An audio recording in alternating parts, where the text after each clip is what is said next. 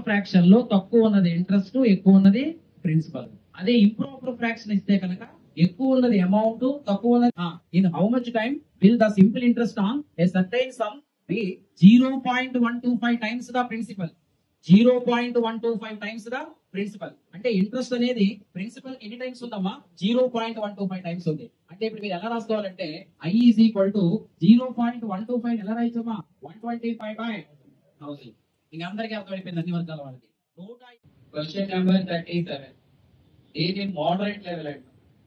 Previous question క్లారిటీగా ఇక్కడ ఎక్కువ కన్ఫ్యూజ్ అవుతున్నారు స్టూడెంట్స్. సార్ ఏది సింపుల్ ఇంట్రెస్ట్, ఏది ప్రిన్సిపల్? మోడల్ 1 లో సెకండ్ క్వశ్చన్ అండి.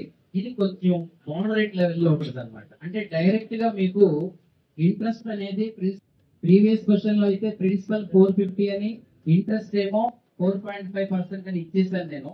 ఇక్కడ మీకు కండిషనల్ స్టేట్మెంట్ ఇస్తాను.